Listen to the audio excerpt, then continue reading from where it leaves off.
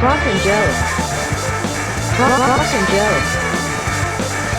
Brock and Joe. Brock and Joe. Brock and Joe. Hey everybody, welcome to the Rock and Jouv Show. Welcome back. We got a nice installment this week in which we're going to be. It might get heated. It might get heated, as the show usually does. But if you wanna introduce this week's topic. So, this week we're going to be talking about the ESPN Top 25 Under 25 list that they released. Now, every time they come out with these lists, they usually have a lot of debate surrounding them, and this week will be no different. I feel like they put out these lists just to get people talking about them, and they won this round. I mean, because we will be talking about it. They won this round. But yes, this list was not released to a lot of fanfare amongst NBA fans. I mean, a lot of controversy on here. Guys left off, guys put too high, guys put too low. You name it. We'll be talking about it, and it was a part of their ESPN Plus. The premium content, and you know what that means. Yes. Just for those of you who don't know, the ESPN Plus is their paid membership. So basically, they're just throwing out this like foolish clickbait content that they want people to click on and they want people to talk about. So I mean, they got their ultimate goal. They got their ultimate goal, which I don't think their ultimate goal with this article was to put out an intelligent list that was definitive. I really do not. Yeah. And I think without further ado, let's get into it. Starting here at 25, we have Colin Sexton of the Cleveland Cavaliers. Yes. So, I don't know. What do you think about this? I think 25 is fine. I mean, Colin Sexton definitely a little bit limited defensively, but he's gotten a lot better this year. He's definitely taken a big jump from year 2 to year 3. He's shooting the ball really well. He's scoring the ball really well. And he's been the best player, I think, for that younger Cavs team, kind of keeping them afloat a little bit. How about you?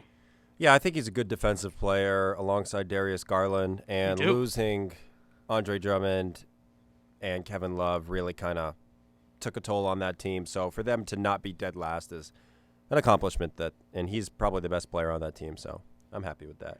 Yeah. Like, I think that's a fine start. That's a fine start, and there are definitely players beneath him that we can get into later that, you know, maybe he shouldn't have been the cutoff. Maybe he should have been higher, but players beneath him certainly probably should have been on this list. But we can get into that later. So 24, we have Lonzo Ball, starting point guard for the New Orleans Pelicans. Now, I kind of have a hot and cold relationship with Lonzo. I don't think he's somebody that really dictates a game. I don't think he really controls the game well. I always see him really timid. And basically, LaMelo is just what Lonzo should be. You know, he's very confident. He shoots his shot. He's a great passer. So, and LaMelo is higher on this list, rightfully so. But Lonzo at 24 is okay with me. But I'm not the biggest Lonzo fan, just to clarify. Yeah, I definitely believe in Lonzo's game. On the contrary, and he's a guy that in free agency this year, I know he's a restricted free agent, but I really want the Knicks to take a look at him because he's just a very solid. I mean, he's a really good floor general, really good playmaker, and I think he would help us get out in transition. I believe we're still dead last in transition buckets. See, I really disagree with that. That's one. I just see. I mean, he's good in transition, but in the half court set, he really just turns over the ball in a No, I get it, and I mean he does provide very good defense as well. So, I mean, I really like Lonzo Ball, but I know exactly what you mean, how he doesn't have that takeover gene, at least not nearly often enough does Lonzo Ball take over games. I mean, he had that game a couple of weeks ago, maybe a week or two ago, where he had 8 3-pointers. And, I mean, he's shooting the ball up around 40% from 3. So, I mean, I'm a believer in Lonzo Ball's game. I think there's some guys above him that we'll get to that I would take Lonzo Ball over, but I don't think him at 24. I don't think. So Jared Allen is 23 here. So he obviously started his career with the Nets, and now he's on the Cavs as well. He's not doing bad this year. Yeah, I don't think Jared Allen will really be a premier setter in this league. I know this is kind of like almost a list predicting the future. You know, you have players with more potential higher up. But I don't think Jared Allen really has much more potential. I mean, I think he will always be around a 14-9, 14-10 kind of guy. And that's not bad, don't get me wrong.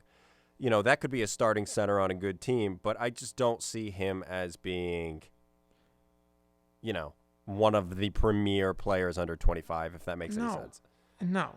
I think Jared Allen's the first guy who definitely doesn't belong in this list. And to have him above Colin Sexton, I understand defense is a part of the game. And Jared Allen Are definitely... you saying that Colin Sexton is not a good defensive player?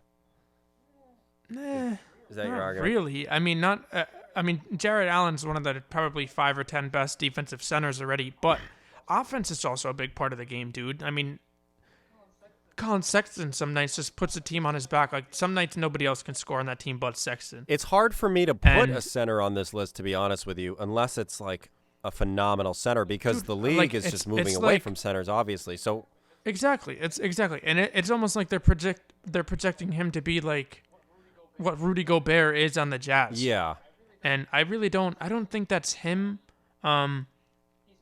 He's averaging a career-high 13.1 points per game and just under 10 rebounds. You know, not a great free throw shooter. So, I mean, and he's pretty athletic. But he's not spreading the floor. He's not even taking a half a three-pointer a game, even though he's tried to work on that. He's a very basic it's just package center, you know, so. He is. Yeah.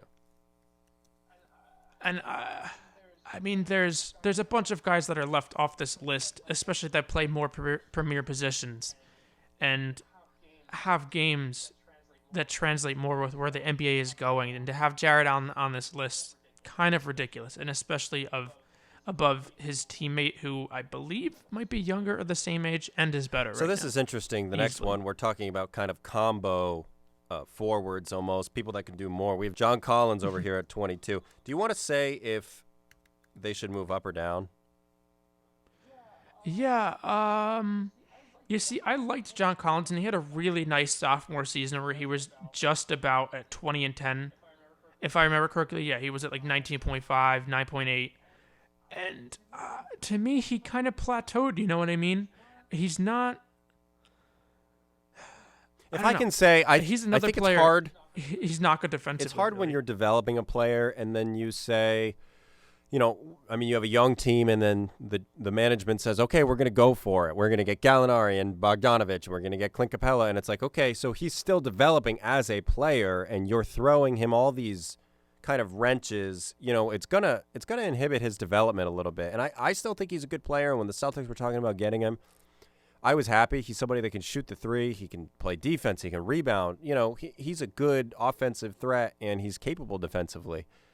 But I think they definitely kind of screwed over his development in a way by bringing in all these other pieces. So I think he became unhappy, and we see numbers dip when players are unhappy. No, I think he's definitely unhappy, and he kind of showed his displeasure with Trae Young early on in the season too, and I thought that was a little bit weird because obviously Trae Young's the guy, and it's like, oh, maybe we shouldn't be running our offense through him, and I don't know. I didn't really care for that. You see, John Collins, I do like John Collins. He's good. Yeah. You know what I mean? He can have a 30 and 15 game. It just right after walking out of bed, like he's definitely that talented. I feel like around where he is, kind of the same thing. Probably deserves a spot on this list, but I don't know how much better. Like, he could be that type of player that plateaus. I mean, he's improved as a three-point shooter since he got in the league for sure. I don't know where his future position is going to be at the 4 or the 5, depending on if he does get let go. No, exactly, because he's 6'9", 235. Like, he's built, but he's not tall. I just don't know. He's kind of like a weird in-betweener guy, and he's like really athletic, but I don't know how much he's going to be creating for himself, and I don't know if him and Trae Young have the synergy. So I don't know. He's probably fine around 22. I'd still say he's higher than this, to be honest with you. I still think he has more potential. I don't think we've seen him plateau. So, I mean, I think he is 23, and he hasn't gotten too much better since that second year, if I'm being honest. We have Tyrese Halliburton here at 21. This guy kind of came into the league, and he was immediately one of the more impressive rookies. I think he's kind of cooled off by now, but the Kings are not a very impressive team as it is. But Tyrese Halliburton is pretty special, I would say. And as the Kings are kind of raring up here for playoff contention, I think he is a big part of that. So he's a good combo guard, can shoot the ball well, can play defense. I think they immediately really like him as a 21-year-old rookie. Come in 13 points per game and 5 assists. That's not bad. Yeah, my thing with Halliburton, watching him play, he's just incredibly intelligent. And you said he's only a 21-year-old Yeah. rookie. I mean, that's just something that, like another guy who I think is incredibly intelligent. I mean, sometimes he takes a little bit of whack shots, but as Emmanuel quickly, like he never really turns the ball over. And Halliburton's kind of like that as well. And he's also I don't know. I wouldn't say he's elite defensively yet, but for his age, he's definitely way ahead of the curve. Despite having a very, very weird looking shot, I mean, he shoots over 40% from three and almost 50% from the field. So again, just an intelligent player. He knows where to pick his spots. I don't know how I feel about having him at 21 because the thing is the Kings are just terrible with... I don't know how to feel because for the most part, they waste talent. De'Aaron Fox was clearly too talented to get wasted out there in Sacramento. So maybe Halliburton is also that talented.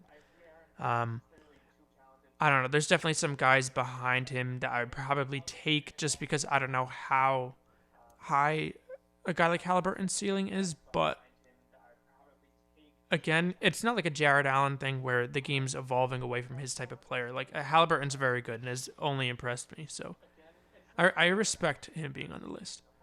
Yeah. So we got DeAndre Ayton here at 20. I think this is a good pick. When DeAndre Ayton came out of the draft, I know that there were a lot of concerns about him. Was he the number one overall pick?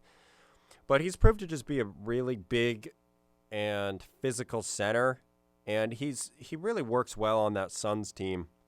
Suns team has a lot of talent, and he works well on that team. I think he definitely is a focal point. Now, the discrepancy is that there are two players on this list higher than him on that Suns team, and it's really not even, I mean, you know, we'll get there in a little bit. I guess you'll see exactly what I'm talking about. But DeAndre Ayton, I think it's hard now because we're starting to really get into a high class of player. So You see, I'm okay with him being 20. I kind of disagree. I don't even know if I would have him on this list. And if I would have him, he might maybe be around like 25. I still, even though John Collins has kind of plateaued a little bit, I still think he's shown me a lot more. And even though he's a little bit older, like DeAndre Ayton, he doesn't shoot the three ball very well at all.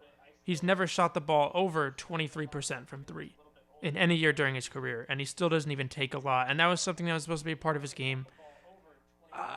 Not a great rebounder. He averages double-digit rebounds, but like he's not like an Andre Drummond or like, I don't know, like Clint Capella or someone like that that's pulling down 14 rebounds a game, like borderline leading the league. He's not that nice, and his scoring has dropped off. I mean, he's averaging 4 less points per game this year, and I think he's another player that the game has kind of moved away from. And yeah, sure, they added Chris Paul, and it's like, yeah, he's like lower on the pecking order, but a player like him should be in the pick and roll with Chris Paul nonstop. And I think just because of the fact that he can't really shoot the three ball very well, I don't know. It's just isn't working as well as I would expect. And I mean, he probably has a higher ceiling than the next Suns player on this list, but I don't know if he's going to get there.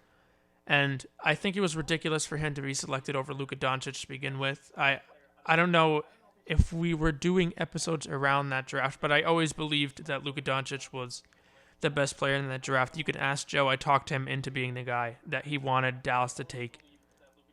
Just by showing him some of his videos. So, I mean, I don't know if I have physical receipts, but I do have a person that you could ask that I thought that it would be a mistake if Doncic didn't go number one overall.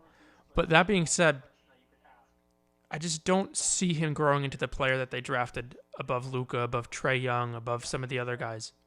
All right, so at 19 here, we finally break the 20s. We have Anthony Edwards, the number one pick out of the last draft to the Minnesota Timberwolves. What do you say? 19, top 25 under 25. All right, you see, I've gone this whole list without saying another player's name, and that's RJ Barrett. I'm just going to tell you for a fact that Anthony Edwards, I do not believe has a higher ceiling than RJ Barrett. I do like Edwards, and he's really come on as of late with his scoring and his shooting, but he's still a very inefficient player, and he's got to work on being consistent with his defensive effort, or else he's not going to take the leap into being the player that we all hope he can be. But I mean, we see his scoring potential right now. I would probably lower him a little bit just because of his inefficiencies and the fact that his all-around game could use a little bit of work. But I think I'm he'll going to be get honest. After seeing him play, I went to a Memphis Grizzlies game versus the Minnesota Timberwolves maybe last week or so. Tickets were cheap, and living in Nashville, we live near Memphis. And I'd never really been huge on Anthony Edwards, but he is a very efficient slasher, man, and he is a good three-point shooter, and he impressed me that day. He just had like a 20-point game. It wasn't anything crazy, The Grizzlies won, but I was honestly impressed, and I think that I would move him higher on this list, to be honest with you. The only reason I would keep him is because I know that he really doesn't care about basketball. I remember them being said in the draft, so that does kind of worry me. But honestly, I would move him up from 19, I think. 18, we have Domantas Sabonis. Yeah. Sorry, were you going to add to that? No, I basically agree with what you said. Aside from he definitely up and down with his efficiency, but the game you went to, Yeah, I guess, I'm not really watching a ton of Timberwolves games. Now that D'Lo is back, I probably will. I really do enjoy the Timberwolves. So, yeah, their team on paper is crazy. Seriously. So, and I also didn't realize they had Killian Tilly from Gonzaga. Did you know that? No, I thought he was on. Memphis, right? Memphis has him. Yeah. That's funny. did. I didn't realize that. I didn't even really know where he was in the league. 18, we have Domantas Sabonis, 2-time All-Star. Yeah. I didn't even know that he was under 25. I'm looking at. There's a couple guys that are in front of him that I would definitely move behind. He's kind of a guy. I'm going to use the word plateau a lot, but I don't know how high his ceiling is. I think what he's doing right now, he might do for a couple more years, and then eventually he'll drop off a little bit. But he's basically giving you almost 20 points, 11 rebounds, and 6 assists. And there's not a lot of big men that do that in the league. I mean, there's Jokic, there's Randall, and whatever you want to call Giannis that are doing that. And basically nobody else in the league is doing that right now. So good for him. His three-point shooting has dropped off a little bit this year. But, overall, he's a good player, dude. He's definitely a good player, definitely a unique player. I would move him up a little bit, if I'm being honest. Yeah, truly. He's already a 2-time All-Star, and I don't even know if there's very many guys in this list that are a 2-time All-Star. No, absolutely. I agree with that. And some of those are just the fact that he's a forward in the East and there was an injury, but don't let that discredit him. That's a great accomplishment. To be a 2-time All-Star under 25 is a great accomplishment. That's I think he is a really good player. He can bang down low. He can shoot from the mid-range and from 3. He's a good rebounder. I'm not too sure about his defense, but he's a good passer. Like, he is a good player, and every time the Celtics play him, he is somebody that always kind of carves us up. Maybe it's just our lack of a center, but he always looks his best against us. I mean, you know how that is.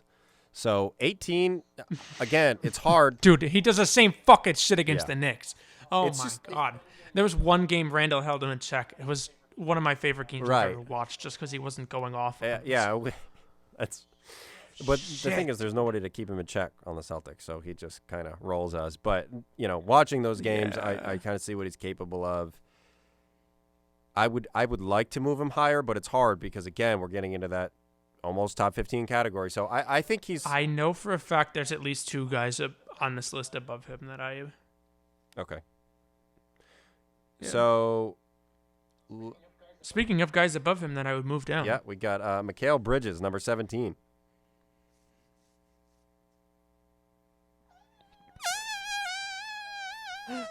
I also had a similar reaction. Do you want to take this one first? Or? You can. All right. So You seem to be very Mikal passionate Bridges- about it. Mikal Bridges is a guy I actually had my eye on coming out of the draft for the Knicks at, I think it was the 8 pick. And he definitely has been hitting his expectations. Mm-hmm. You know what I mean? 41% from 3, over 50% from the field, elite defense, and he's really an intelligent player out there. But if we're talking about top 25, under 25 in terms of their potential, And I don't know how high his potential is. You know what I mean? Yeah, he's already 24. I think so. He's probably one of the older dude, guys. he's already 24. He's probably one of the older guys on the So list. I'm just going to have to mention his name again, RJ Barrett. RJ Barrett is 4 years younger than him, is averaging more points, more rebounds, more assists, borderline the same level defense. I mean, Mikal Bridges is elite. RJ Barrett is really getting there. Can we get a and he's 4 years younger. Can we get an RJ Barrett and counter he's on this podcast? Can we get an RJ Barrett counter? Yo, I'll be honest. I wanted to say RJ Barrett on just about all of the guys on this list. But I'm really just trying to pull his name out when it's the most. I mean, the dude was a number 3 overall pick after Zion and Ja Morant. And he was definitely inefficient during his rookie year. Who isn't, right? you know? Exactly, who isn't? But Anthony Edwards has been wildly inefficient, just at 40% and 31% from 3. And RJ Barrett's efficiencies are actually better than that. Right? Yeah. And so a player like Edwards can get heralded for being inefficient, and Barrett just doesn't. Just because he's on the Knicks, he gets a bad rep. But it's okay. It's okay. If they keep leaving him off these lists, they keep not voting him all rookie team, it's all right. He's using it as motivation. He's getting better, and that's what we really care to see. Anyway, Mikal Bridges, ceiling-wise, not belonging on this list, and I don't even know if he's got a higher ceiling than Ayton. I'll let you take the floor. I took He's way averaging too low. 13 points, 2.5 assists, 5 rebounds. Now, the Suns team is better, so he's averaging career high in all those categories, and we have to keep in mind that the Suns team is, I think, sitting second in the West. So, and yes, of course, that's it's factual. not the Mikal Bridges show, but he is finding a way to contribute in a better system. You know, the team is better, and he's finding a way to contribute even more than he ever has been. So hats off to that. I'm not going to say he doesn't belong on the list at all. You know, again, I'd have to look at the players that didn't make it. But he's always been kind of a highly sought-after player. So, and once they took him out of the starting lineup last year, I think he kind of learned his lesson. But he starts every game this year for the Suns. And like I said, this is the 2 seed in the West. So I don't think he should have been that much higher than Ayton, but it is what it is. I mean, he's not a bad player, so I guess I'll live with it. But I think he should be lower, in my opinion. Just real quick. Say you're the Heat and you get a call, and it's 1-for-1 trade Mikal Bridges for Tyler Hero. Which player do you keep? That's a great question. I'm going to honestly have to say Tyler Hero. I don't know. That's the thing. Now, Mikal has the I defense. understand that Tyler Hero. No, Mikal He's has got the a defense. 7'1" wingspan at a 6'7" frame. But Tyler Hero he can flame throw. He can shoot. And he's got confidence. It's hard to teach that when you're a rookie or a second year. And Mikal Bridges is 24. You see, exactly. That's why I think if I'm the Heat right now, I don't accept that trade offer. And there's Mikal Bridges at 17, and Tyler Hero, another controversial guy left off this list. I wasn't even aware. Again, I hadn't really looked at this list up and down, so that's interesting. Let's continue, because number 16 is number 16. We have fucking ridiculous. The starting point guard for the Atlanta Hawks. We have Trae Young. Now, this is kind of wild at first glance, right? Because if this was a top 25, under 25 last year, Trae Young would definitely be top 10, top few, right? Yeah. But if you look at his stats this year, and keep in mind that the Hawks are not great this year. They're not fantastic this year by any means, right? So, well, I think they're up to the 4 now. Maybe a late run. I could be wrong, but I think they went on a little a little late run. But regardless, Trae Young has been averaging 25 a game. It's down from last year, but the dude's still averaging 25 and 9.5. So it's interesting to me. Not an all-star nod this year. He was last year, but it is interesting. Yeah. To me, he's still putting in over 25 points a game. He's still putting up just about 10 assists. Now, let me ask you. 9.5. Do you think he's so low on this list because of how he gets his buckets? I see a lot of free throws attempted. You see. Yeah, there's a lot of 9 free throws a game. attempted, but here's the 9 thing. 9 a game on average. Here's the thing to me. Last year was doing 9.3 a game on average. This year he's at 8.7. I know he was going through that ridiculous phase in the beginning of the year where that's all he was doing was not playing basketball, doing that James Harden shit. But I don't know. To me, this Hawks team is clicking right now, and he's the engine that makes that go. And I think we saw what he was capable, almost 30 points a game last year as a 21-year-old. Yeah, no, absolutely. Still an incredible shooter. He's just as efficient as he was last year, almost mirroring efficiency. Same exact 3-point percentage and .02. 0.2 lower in overall field goal percentage. So I think he's just about the player that he was last year. They just have more guys that are doing things on that team, and that's why his scoring numbers are down. He's just taking less shots, and he was playing the game differently, but we know how high his ceiling is, and some of the guys in front of him are fucking ridiculous. Right. Excuse my French. No. I don't know. This guy, I think, still belongs top 10 if it's up to me. Yeah. Defensive definitely shortcomings higher and all. than this. That is for certain. Definitely higher than this. I'm glad at least he was ahead of Mikal Bridges. It seems like they really like him. But this is kind of where it gets polarizing. One spot ahead, we have Ja Morant. So Ja Morant is younger. He is not a great 3-point threat. You know, where do you stand? If you had to, You wouldn't have thought that if you watched the game the other night. If you had to pick one between Ja Morant or Trae Young right now to start your franchise, who would you go with? Trae, yeah. Easily. And I like Ja. I've always liked Ja. Let me just put that out there. But I think people realize that his jump shot just hasn't translated how we hoped coming out of Murray State yet. But he's still a lot better defensively than Trae Young, you know what I mean? He still shares the ball pretty well, doing almost 20 points a game. I think that's what it is the defense, really. Because, I mean, at the end of the day, he averages less points and less assists than Trae Young, but it must be the defense. And he's crazy explosive and athletic. I mean, he's still not the greatest defender, you know what I mean? He's 6'3", only 175 pounds. I mean, his body's probably going to still fill out a little bit more, just like Trae Young. But And he's the best player on that Grizzlies team, and they're very underrated. Very underrated. But I agree. I mean, dude, they're getting back Jaren Jackson. He's not even on this list. We haven't seen him in a while. He's not on this list. He missed the whole list. You know, he's been out of sight, out of mind. They can't have – I don't care. They can't have him under, like, Jarrett Allen and stuff. I don't care how weird his 3-point shot looks. You have Halliburton on this list at 21. You could have Jaren Jackson just because he has an unorthodox shot. It still goes in at a high clip. I would move Ja Morant down a little bit, but that's just me. And I like Ja. Again, like you said, and 20 points is pretty impressive. Well, you see, I would move him under Trae Young, but there's guys on this list that I would probably take Ja over if I'm going to be honest with you. And so, yeah, I mean,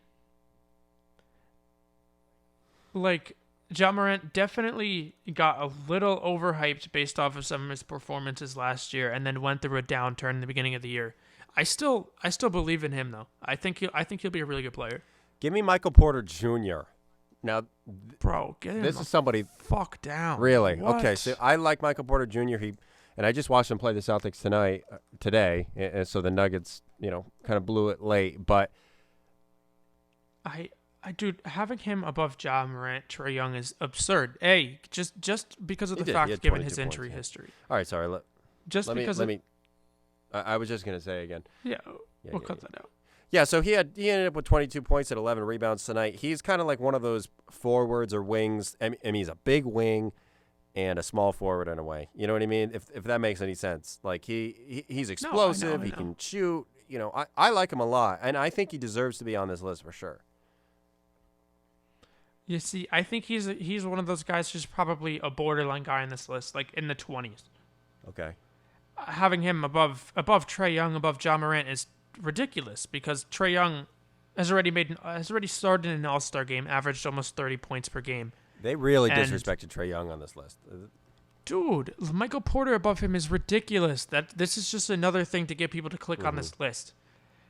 Last year, in 55 games, he didn't even average 10 points a game. I mean, this year he's up to 17. That's pretty good. He shoots the ball really well. I'll give him that. I will give him all of that. Defensively, he does not impact the game in a positive way. He still definitely has to work on his shot selection because he gets super hot, and then sometimes, I don't know. I think his IQ definitely has to get better, but he's a really good shooter and can create for himself. But he has to. He's already 22 years old, going on 23, And I think a guy like John Morant, a guy like Trae Young, even a guy like Sabonis, John Collins, I could even go further down the list, have accomplished more, but I don't know. And are younger, if not the same, or the same age, or maybe just a tiny bit older. I don't know that the potential is the same. I think MPJ has a lot of potential. I think MPJ certainly has potential, and that's another reason why he's another guy that I wanted the Knicks to take in that draft, just because of his potential. But the dude had spinal surgery. He had, I believe, an ACL as well. Like, he's had so many injuries, and that's definitely something that can hamper somebody reaching their potential. So to have him over guys that are already all-star level players doesn't really sit very well. Let's move on to another player that's currently injured. Same team, Jamal Murray. So Murray had a great bubble. Mm-hmm. What do you think? Yeah, Jamal Murray's got to be one of the most polarizing players in the league, just because he runs so hot and cold. I think it's the right decision to have him above Michael Porter Jr. because I think he's obviously better than him right now, and I think ultimately, just because of what we saw him do in the bubble, like, that's probably his peak. You know what I mean? And maybe Jamal Murray gets to that level consistently, but I mean, Jamal Murray, he's gotten better from last year. He started slow, but he's up to 21 points, almost 5 assists, 4 rebounds, shoots very good efficiency. I wouldn't have him over Trae Young or John Morant. I'm just going to keep going back to that dude. I know what we saw in the bubble, but like what we saw from him in the bubble was kind of like what Trae Young can do if he puts his mind to it and isn't trying to draw fouls constantly. So I like Jamal Murray. I think he's a good leader for this team. I like that trio of Gary Harris, Jamal Murray, and Jokic. And now that that's over, and they just I think that Jamal Murray is still a good leader for the team. And this is a team that's pretty much guaranteed a Western Conference playoff berth, I guess. They're pretty much guaranteed that. I mean, you have Jokic on the team, so you'll pretty much always be a starting point guard on a playoff team. So I think that's a top 25 under 25. Next up. Oh, yeah, he definitely belongs in this list. Next up, we have Jaylen Brown at number 12. Bleed green. What do you think?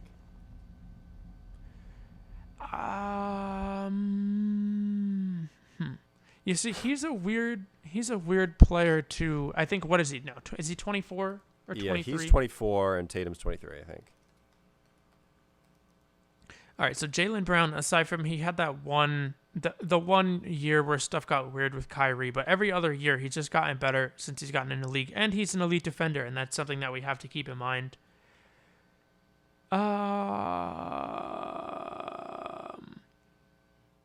I think ultimately, I like a guy like Trae Young. I think Trae Young should be in the top 10 on this list. I think right around 12 is pretty good for Jaylen Brown.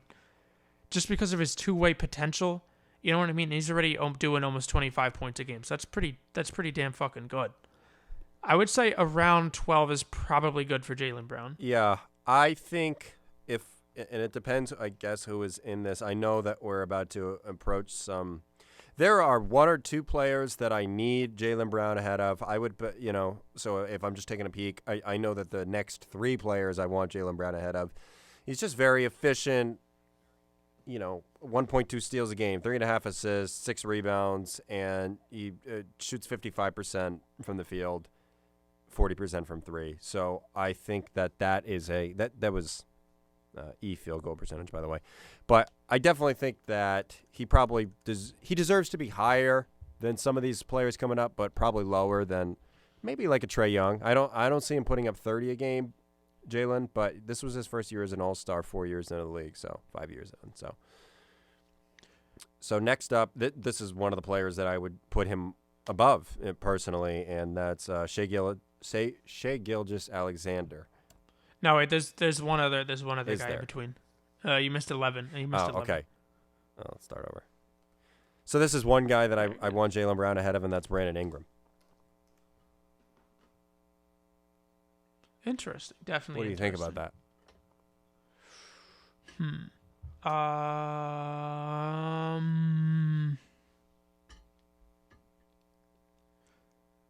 I don't know. I think if we're looking at it right now, I mean, Jaylen Brown, I would say, is having the better season, simply because they're putting up similar scoring numbers. I mean, Brandon Ingram's a very good offensive player, shoots the ball well, and he's got Zion there now.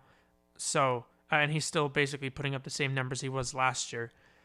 I don't know. I think ceiling-wise, Brandon Ingram, he just turned 23. I think he definitely has another notch that he could hit. And Jaylen Brown might also, for all we know. And Jaylen Brown is already an elite defender, and Brandon Ingram is not an elite defender. I think if we're going just based off of potential, I mean, honestly, like, your guess is as good as mine. Like, I'm fine with Brandon Ingram at 11, but if you wanted to flip-flop both of those, I would be fine with that as well, especially coming from a Celtics fan. I mean, I'm not trying to be biased, but Jaylen Brown is more efficient. He's on a team that is better. Yes, it's in the Eastern Conference, but the Eastern Conference isn't a joke like it used to be. You know, not at all. It's definitely way more competitive. It's definitely more competitive than it was, and just the fact that Jaylen Brown is an elite defender, that doesn't go away. You know, maybe you can learn to be a better defender, but once you're already a truly elite defender, he's straight up. No, he's straight up. Once an elite you defender. hit that level, it's just effort at that point. So He's it's like, two-way. exactly. So it's like, are you going to try every night? And Jaylen Brown is somebody that tries every night. And the fact that, and I'm just gonna kind of presume here that he will be, you know, with the Celtics for a while. He just signed a big extension, and just Jason Tatum did as well. The fact that they synergize together so well makes me think that his individual accomplishments will coincide with the Celtics being successful moving forward. The fact that they have such great team chemistry, and it was the other night, Jaylen was having 53 or something, and Jaylen said, yeah, I had no problem giving him the ball. You know, there's no ego there. And I'm not necessarily saying that Brandon Ingram has that. It's just that makes me feel that Jaylen Brown will continue to be an excellent player, you know. Whereas I don't know if Brandon Ingram will be able to take Zion once Zion really gets into his stride, you know. Yeah, that's definitely something we'll see. And I like what you said, that like that there's a couple players that I'm gonna need Jaylen Brown to be better than, and Ingram's definitely one of those. If the Celtics are going to get back to title contention, you're going to need Jaylen Brown to end up having a better career. Right, exactly. And another player that I'll need him to be better than is Shai Gilgeous-Alexander at number 10. Yeah, the thing is, Shai is kind of one of these guys that was going under the radar. Like, everybody liked to say he was one of the most underrated players in the whole league. Didn't make the All-Star game. He's playing on a shit OKC team, so it's like nobody talks about him. And then they put him at 10, which isn't terrible. It's really not terrible. It's just definitely provoking. And I guess once you're top 10 on this list, it's kind of like, all right, how underrated are you anymore? No, I know what you're saying. Yeah, I mean, they're currently just treading water basically at the bottom of the West. I mean, it's not like you can get worse than the Rockets or the Timberwolves. I don't know why the Timberwolves are so bad. But it's like, realistically, you can't get worse than that. So Shai basically having his own team, being fine. I mean, what has he got, like 20 points a game or something? You know? I mean, yeah, doing he's fine. Also 20. He's actually up to 23.7. Right. So he's not doing poorly, but at 22, you have your own team. You're averaging kind of mid numbers in rebounds and assists. I don't know. Does that really warrant a top 10 under 25? I don't know. Yeah, I mean, the one thing about him is that he is his efficiency. I use that word a lot, but I think that's incredibly important when you're evaluating a basketball player, especially a younger basketball player, because if you're only in your early 20s and you're already efficient, that's usually something that you have to be in the league a couple of years for you to get that down. That's a skill. So the fact that he is efficient and putting up these big numbers, whether you think they're inflated or not by being on the no, OKC not necessarily inflated. team, that's up to you. I don't think that. No, exactly. I think that he earns those numbers, and I think that he is a good player. And, you know, just in his last couple games, we can see 30 points, 20 points, 21, 30, 30. And don't get me wrong, that's great. And those were 3 wins in that category. That's awesome. But is that a number 10 under 25? I don't think so. And he could be. But I think the fact that he's 5 spots ahead of John Morant, 6 spots ahead of Trae Young, I don't really agree with that. If they had those 3 guys back to back to back, I would understand that. Personally, out of those 3, I still take Trae Young. Truly, I'm just shocked. I'm just shocked to see him this high up. I really did not think I'd be reading his name. I thought he was going to be somebody that was left off. Nah, I think this was them thinking that they were like with the times and like, oh, you know what, we read this advanced analysis that says that Shai Gilgeous-Alexander's really good. Like we're trying to be ahead of the curve with this one, and I think they tried a little bit too hard on that one. I would move him down a little bit, but I'll be honest, there's a guy maybe two above him on this list that I probably would take him over. Okay, so we have Bam Adebayo next. I want to see if I can guess that player for you.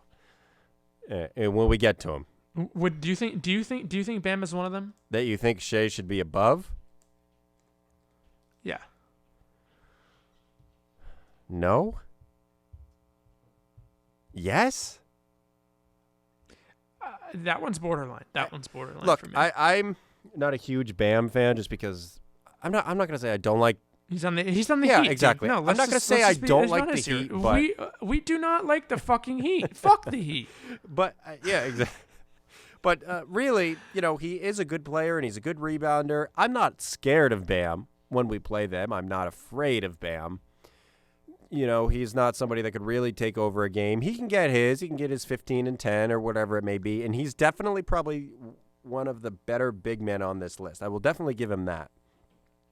Like, he has earned to be top 15 for sure.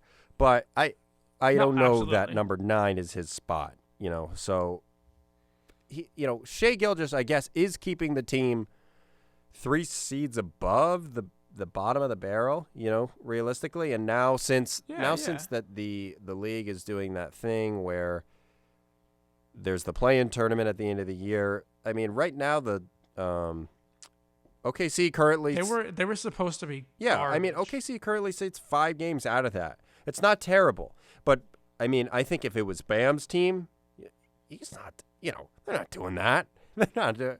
No, they're not. They're really not. I think Bam is definitely helped out by the fact that they have a very borderline stacked roster over there. It's a Miami. Very girthy. Whether you think roster. the pieces work or not, a lot of competent NBA players over there, and just the fact that he's anchoring that defense that is elite when they're putting the effort in. So, and he has a really good all around game, but he's kind of like.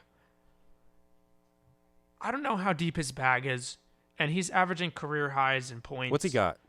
But he's at 19.1. That's good. Honestly, better than you would expect. He's at almost 10 rebounds, and he's doing over 5 assists, career high in assists as well. And we like to see that. He's another one of those guys, almost like a miniature version of what Randall and Sabonis and other guys like that are doing with the 5 assists a game as a big man. He doesn't have the scoring numbers and the efficiency that they do, but he also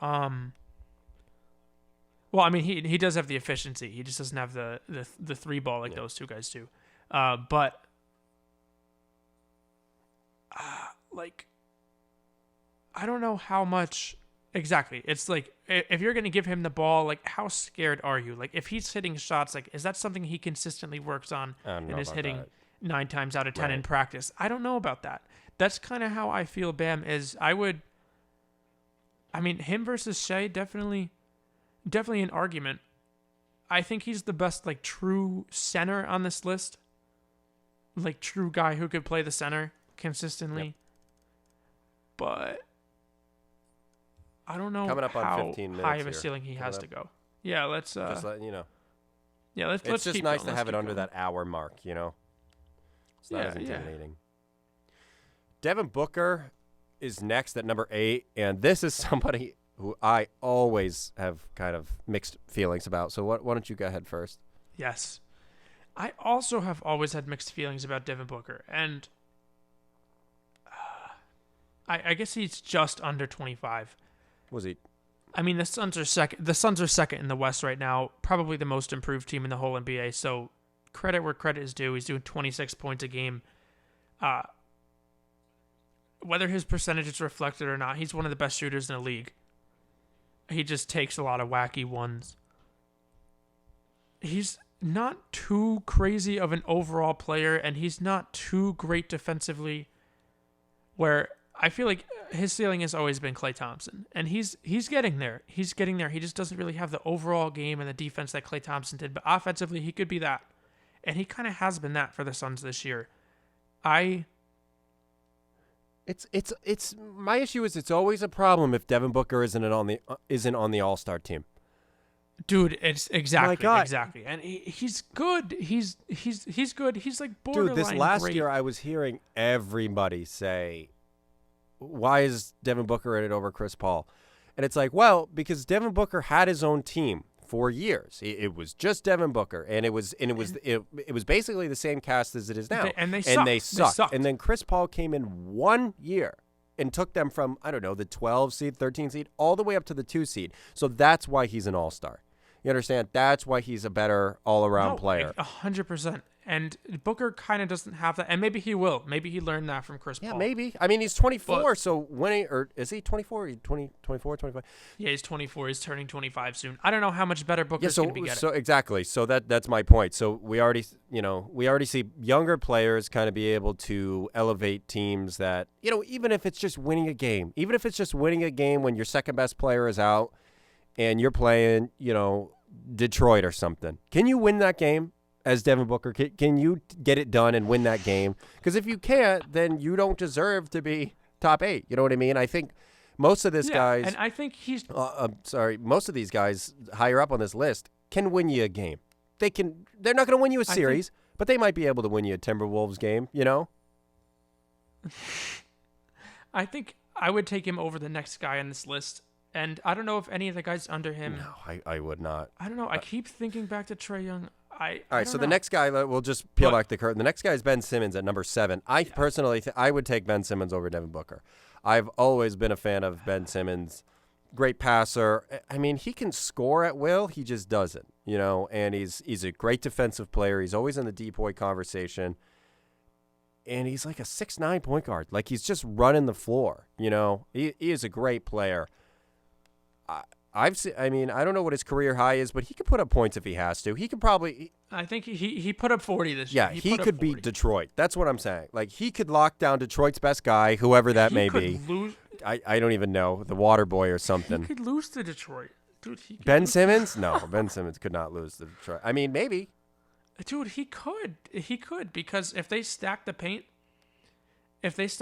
on him, right, say they don't have their shooters, right? Say Seth Curry is out, say Joel Embiid's out. That's a lot less. And I don't know, maybe your other guy's Tobias Harris, whatever. He's a great shooter. Could spreads the floor really well. I don't know. I just feel like Ben Simmons is such a beatable player because of the fact that he just doesn't have the 3-ball in his arsenal, and he's almost refused to add that. Like, how much better has he gotten I hear you. Since he's gotten in the NBA? Defensively, I mean, he's become one of the best defensive players in the league. Sure, I'll give him that. But he's already 24 years old, just like Devin Booker. And a lot of people say that he hasn't gotten better since his rookie year. And you look at his numbers, dude.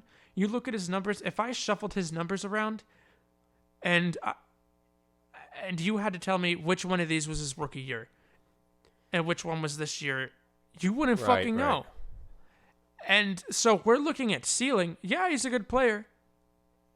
Yes, I mean, the Sixers have, when they were healthy, when they had him and Embiid, they were the number 1 seed in the East. But is he a guy that I really see, like, is he going to be putting in the work to become even a pedestrian 3-point shooter and add that? Is he going to be putting it in work so that he's a guy that you have to respect to create for himself in a way other than driving to the basket? I just really, really don't know about that. And 15 points a game, career low. 15. Who is dude, that? Like Simmons. He's averaging 15. 15. I don't know. Scoring is a big part of basketball. And Ben Simmons, yeah, he had like that 40-point game, but he just doesn't bring it consistently enough. And there's guys behind him that really do bring it. Even Bam Adebayo is doing 19, and he's playing point center-ish. Give me De'Aaron Fox. Ben Simmons is giving me 15. Give me De'Aaron Fox here at 6. Bro, I'll take Fox over Simmons. Trust me, I will. I think Fox is a lot of potential. He's a very explosive player. Now, my thing with Fox is top 25, under 25, sure. 10, sure. Honestly, sure. I'm fine with that. Throw one knee injury in there, and he's off the list. Oh, my God. That's I'm not wishing that on him, Al. I'm just saying I think that that's something you have to plan for. You know, people get hurt, and when you're a skinny kid, you know, I'm not sure how tall he is. I think he's like 6'1", 6'2". When you're skinny like that and you weigh 140 pounds and you're driving to the rim at like ferocious speeds, you're gonna blow out your knees. I mean, John Wall, D. Rose. Yeah, I knew John Wall right, was coming. But does he not D-Rose. remind you of John Wall? I mean, John Wall was explosive. So I'm just afraid that one knee injury. What I'm saying is one knee injury takes him off this list entirely. And he's a good shooter, good leader, great passer. I think that one injury takes him off this list. I don't know. What do you think? Damn, I'll be honest. I actually never thought about that. I mean, he is arguably the fastest player in the NBA. Totally, That's a big part of his game. And he's gotten much better every single year since he's gotten in the league. And he has had the Kings, I don't want to say relevant, but the Kings are a bottom feeder team for, let's be honest here. What was the last time they made the playoffs? Like 2002, 3? I don't even know. When they had Chris Webber and Mike Bibby or something? Yeah. I don't even know. I really don't have that answer for you. So, and just the fact that he hasn't been ruined by the Kings yet, and he's been so successful, at least individually. Damn. Yeah, you know what? Him being this high, definitely, if he can avoid the big injury, which he has so far, and knock on wood, I really enjoy watching Fox play. And hopefully he's able to get out of Sacramento or turn Sacramento into a really good team while he's there. He should. I mean, all the rest of the California teams are really successful. You know what I mean? If they could just go under the radar for a little bit, I mean, why not? Number 5 here. Yeah. Jason Tatum. Tatum. So, I don't think it's a secret. I want Tatum higher, if I'm going to be honest. And this is true. I knew it. I hope I don't sound like, a hometown hero here, but the dude just put up 53 2 nights ago. He just led us to a 17-point comeback. 17-point comeback against the Nuggets tonight with 28 points. Okay, he's learned how to play with Jaylen Brown, right? Another All-Star that they basically came up at the same time. He's learned to play without Kemba Walker, the All-Star that they paid 20-some-odd million for. He was in the Eastern Conference Finals like I think 2-3 times now. Without Kyrie, without Gordon Hayward was there for a little bit. But you know what I mean? He's been able to lead the team quietly without demanding the ball, put up big numbers, hit big shots, play defense at almost a near elite level. I will say. I think he averages over like a steal and a half. Like he is impressive. Yeah, he's not quite Jaylen Brown, but and that's why I said near. He's very good. Near that level. Good. Mm-hmm. I just believe that, and the Celtics aren't doing great right now, but they've just won 7 out of their last 10. I mean, the Celtics are like a lock in the playoffs every year, right? I mean, I don't want to sound cocky or anything, but we're basically a second round lock, like every year. And every year, the players that are supposed to be the best don't show up. Kemba, Gordon, Kyrie, Al, they don't show up. You know who shows up? Tatum and Brown. So I think Tatum should probably be higher on this list. That's my opinion. I just look at the guys above him. Who do we got? All right. Thank you. There's one guy left. There's one guy left that he definitely should be above. There's another guy that's been. Can I just leak who number 4 is? Sure. So we could talk about it. All right, so number 4 is Donovan Mitchell, and that's kind of been a debate since the beginning because Donovan Mitchell obviously was drafted, 12th? 13th? Yeah. And he came on, and he averaged 20 points a game as a rookie, and nobody expected that. He's a fantastic player. And he's incredible, and he's gotten better every single year. Like, for me, right now he's the best player on the number 1 team in the league, record-wise. Yeah. So, I don't know. For me, I'm taking Mitchell, but these two guys exactly hand in hand. Just like how we were talking about Brandon Ingram and Jaylen Brown, how it's like a coin flip. That's kind of how I feel about these two. I've always been a big believer in Donovan Mitchell. He really opened my eyes his rookie year. I wasn't expecting him to ever really be that good. And every single year, he just seems to prove the doubters wrong and get better. And he's on the All-Star team every year. And he's doing 26, 5, and 5 with pretty good defense as well, alongside Mike Conley. So that's what I'm saying, right? Is it's like how's The thing is, the thing that he's going to have to show up, like they're going to have to win. They're going to have to win some playoff series this year. So my thing is, right, you're paying Mike Conley. Last year he was incredible. Yeah, like, okay, so you're playing Mike Conley. You're paying him big money, right? How's he doing? He's doing pretty well. 16 points, bunch of assists. He's been better this year. So you're paying Rudy Gobert a bunch of money. So how's he doing? He's doing pretty well. Defensive Player of the Year probably. You got Jordan Clarkson on the team, 6th Man of the Year. You have Bogdanovich. You have Joe Ingles, right? So you have a pretty good team, I would say. So then you flip it over to the Celtics, and you know, Romeo Langford was playing tonight. You have Jaylen Brown, who was an All-Star this year. You have Kemba Walker, who's Kemba Walker's same level player as Mike Conley. Not consistently. They just do different things. The problem. They just no, but they just do different things. Okay, all right. Well, I mean, Kemba went 0-7 from 3 tonight. I'm just gonna say it. You know what I mean? Jordan, you know, and I guess Marcus does different things than Jordan Clarkson too. But the things that all those guys do and you added is 40 put now. consistent points on the board or play really good defense. Boston doesn't even have a center, and we're talking about Jason Tatum. You know what I mean? So that's my thing. That's true. That's true. But I mean, I think we could look at the rest of the team's shortcomings, but just look at what Donovan Mitchell has done, but really for him to cement his top 5 spot, he's going to need to show up in the playoffs. Like if they make conference finals. I'm gonna be honest with you, dude. These guys we've been debating it. They're both top 5 players. The obvious answer to me is to take one of these top 5 players out, and that's LaMelo Ball at number 3. I mean, he's not a top 5 player. There it is. Top 25. You know, he's a top 10 definitely, and he's probably maybe 7 or 8 to be honest. Top 25 if we're talking, you know, for the next however many years. But realistically, he's not there yet. You know, Donovan should be 3 and Tatum 4 if you want to, you know, of course, that's debatable, but whatever. It's like LaMelo could have that high of a ceiling. You know? Could. You know Definitely exactly what I'm talking about. He could. But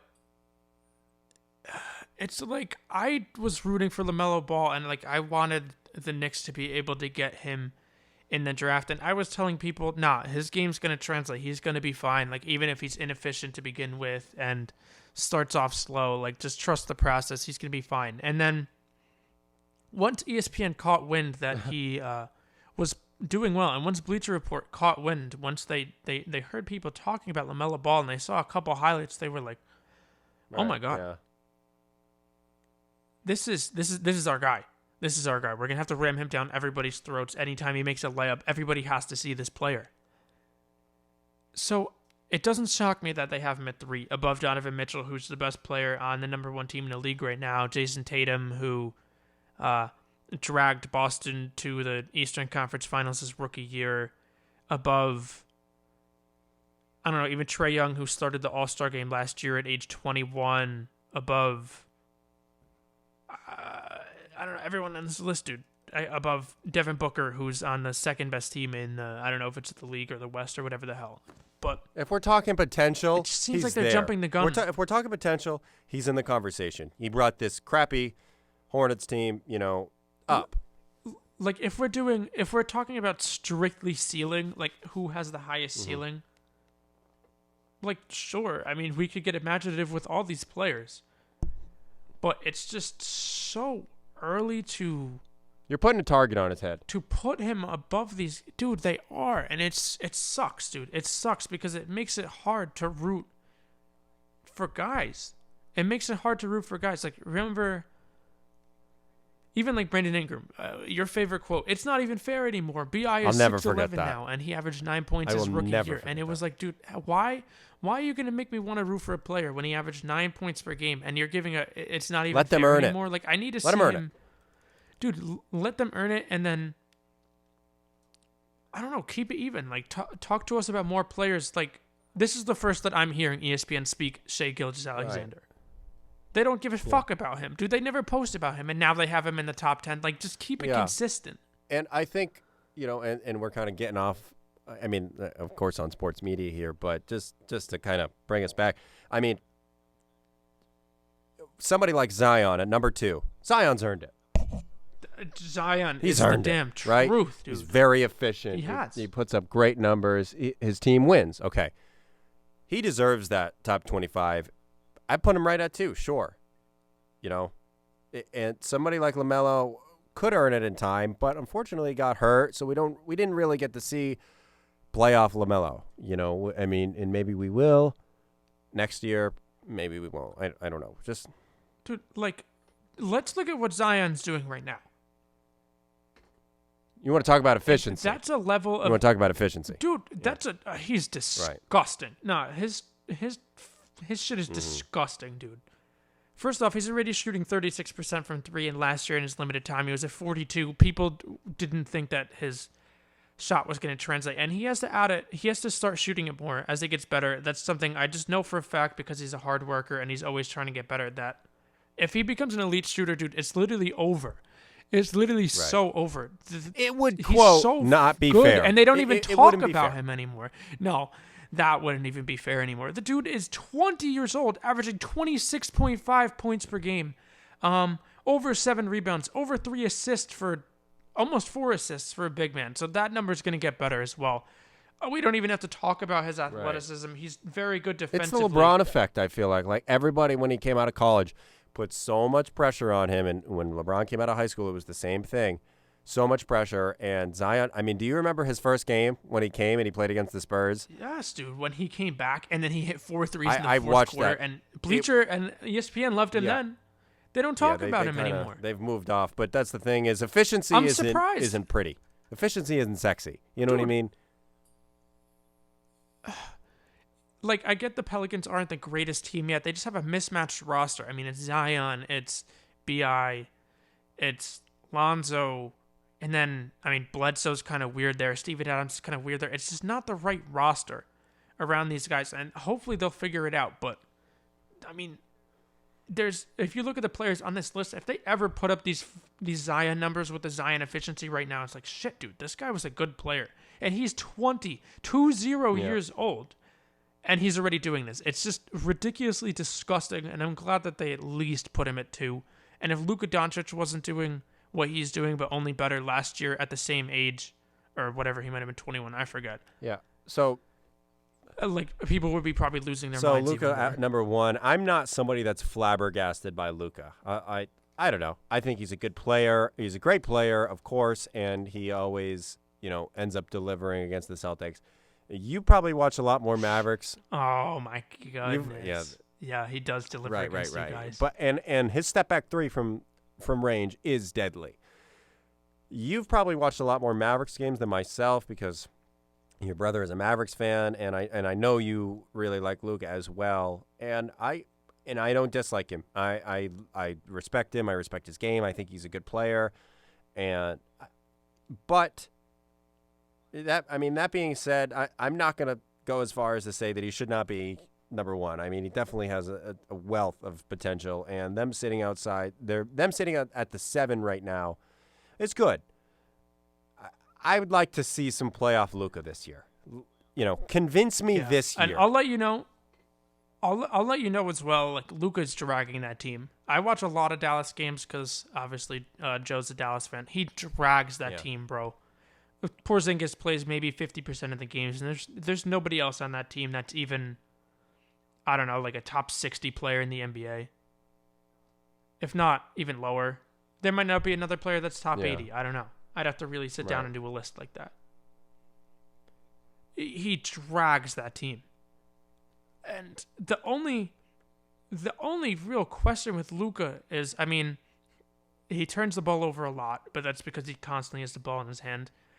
And he's probably, to me, gotten a little bit better defensively, but I don't know how high his ceiling as a defender is, and really if he wants to waste that much energy on that end. But it's just like, he's accomplished so much, and he's only 21, I think just turned 22. It's like, where does he go from here, dude? Like, I get, sure, he could be doing 30 points a game. It's like, yeah, he might get to double-figure assists, but he's already accomplished so much that it's like, if his numbers get better,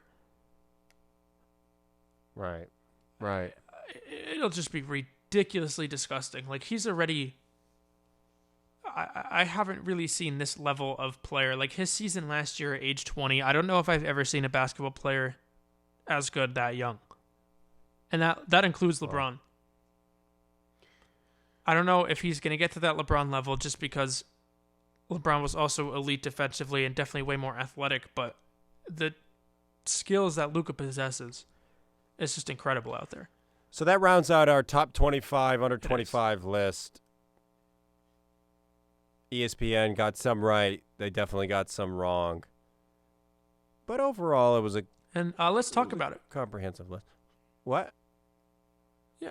No, I said let's talk about it. If we can get some comments going, we can Let's get some feedback. Let us know what you think. If we missed anybody or rated somebody too highly or lowly, please feel free to let us know. Thanks, everybody, very much for listening. Thank you very much. We appreciate it as always. Take care. Rock and Joe. Rock and Joe. Rock and Joe. Rock and Joe. Rock and Joe.